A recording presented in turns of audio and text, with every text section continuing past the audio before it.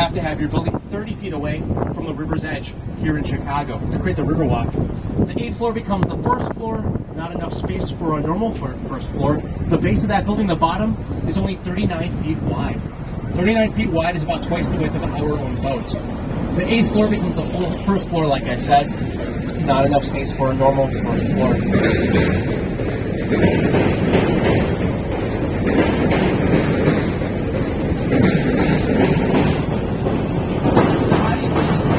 That is only 49 feet wide at its base. We'll talk about that in a moment.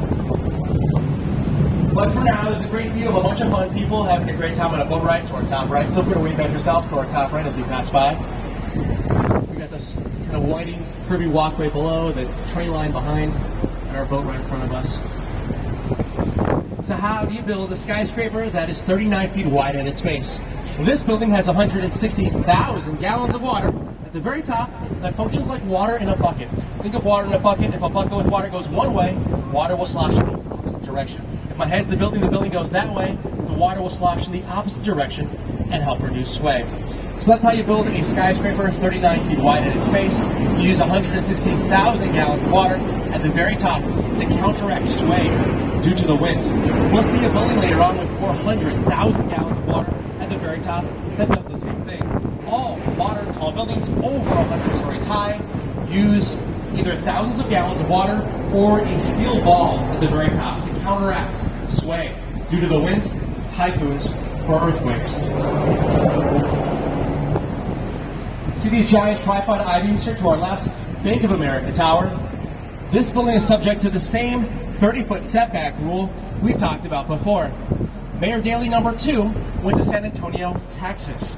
And Mayor Daley 2 was inspired by the San Antonio, Texas Riverwalk to lobby for this Riverwalk here in Chicago. So it's a new rule. Only since 1998 do you have to have your building 30 feet away from the river's edge to create the Riverwalk you see there. No one's using our Riverwalk right here, right now. San Antonio's Riverwalk. It's a lot more fun. But our main branch Riverwalk is a little more active. We'll now come into the architectural time machine. We'll see 5 buildings built in chronological order and talk about them as we go. Starting with this beautiful Art Deco building here on the left-hand side. When we come out from under the bridge, you'll see a gray building here to the left, Civic Opera building, 1929. Art Deco, the sun will disappear in a moment. I know it's reflecting off that building there for a second. We'll get out of that sun in a moment. And in a moment we'll see this beautiful gray building, 1929 here to our left. Art Deco, the building has 3 elements of Art Deco: soaring lines, deep inside windows, and a throne-shaped setback. See that throne shape? There are 3 kinds of Art Deco setbacks. That throne shape is the most classic of the 3 kinds of setbacks. See where it says Civic Opera building on this rectangle to our left? The rectangle is the Opera House. The big idea of this building was that the office space to the left, office space to the right, and office space to the top would pay for the opera in the center. Pretty good idea, right? Self-supporting opera. Can't possibly ever go wrong with that idea unless you open your opera 2 weeks after the stock market crash of 1929, which they did. The founder of the opera is revealed to be a major financial fraudster when the stock market crashed, and the founder of the opera flees to France to avoid prosecution. The Civic Opera building was run into bankruptcy upon completion of construction, but the Lyric Opera is there today. The Lyric Opera is very successful.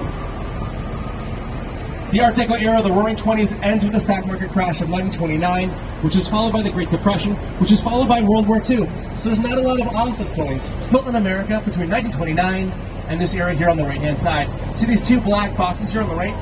These are named Gateway 1, Gateway 2. This is what office buildings looked like in the 1960s after a 30-year pause in commercial office building construction. This style is called modernism here to our right.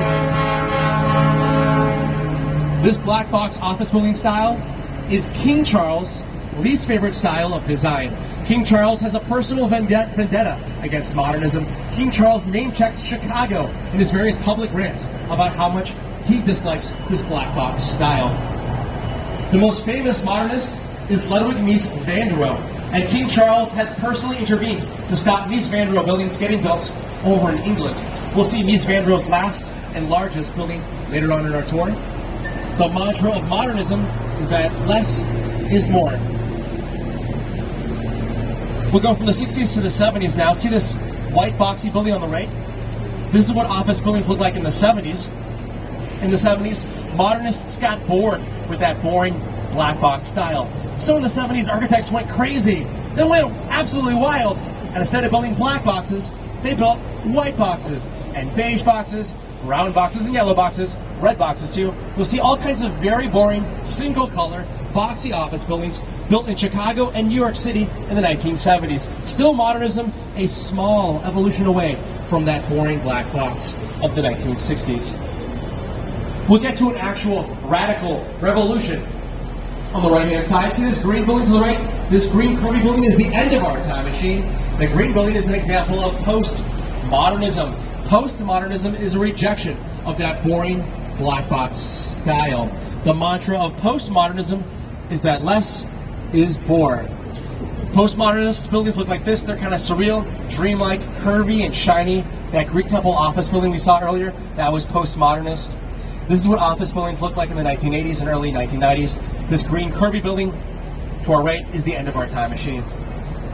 Let's cross the river and go from the 80s here on the right to our left and talk about this boring black box King Charles would hate. But this boring black box made them a lot more interesting by putting an $800,000 "You Are Here" sign on the back of the building. See that red Lego piece? That red Lego piece is us. We'll see it again when we come off under this bridge. You'll see a red Lego piece on the back of the building.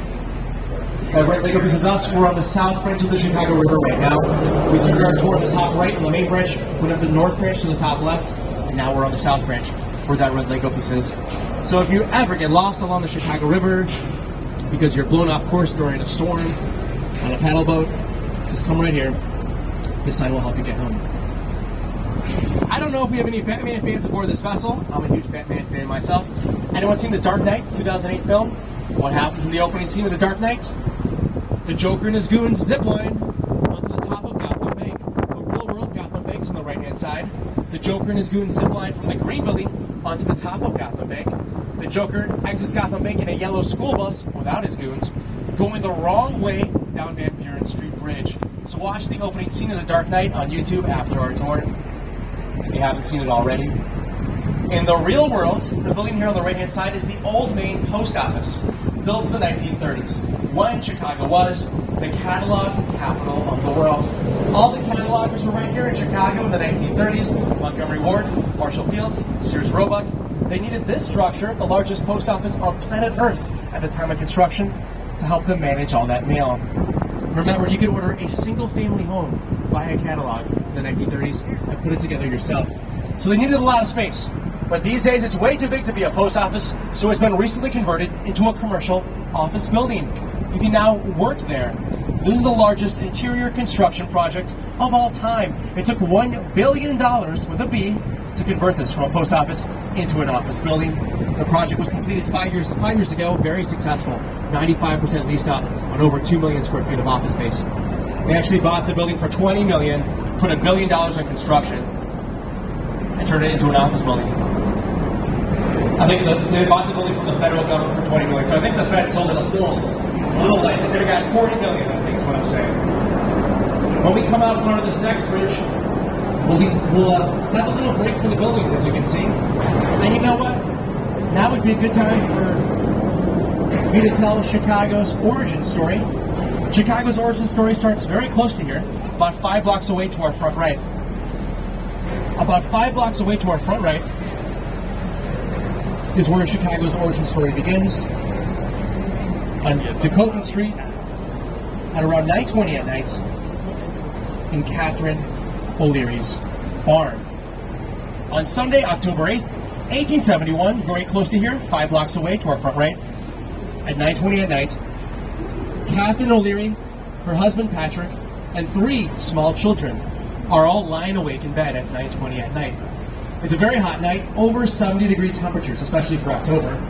And to provide relief from the heat, the windows are all open of their house. When I say house, it's a 1-bedroom shack, wood shack. Through the open windows, the O'Learys can hear Irish music and Irish dancing coming from their next-door neighbor's house. The neighbors, the McLaughlins, are having a big party celebrating their family member who had just emigrated from Ireland to Chicago.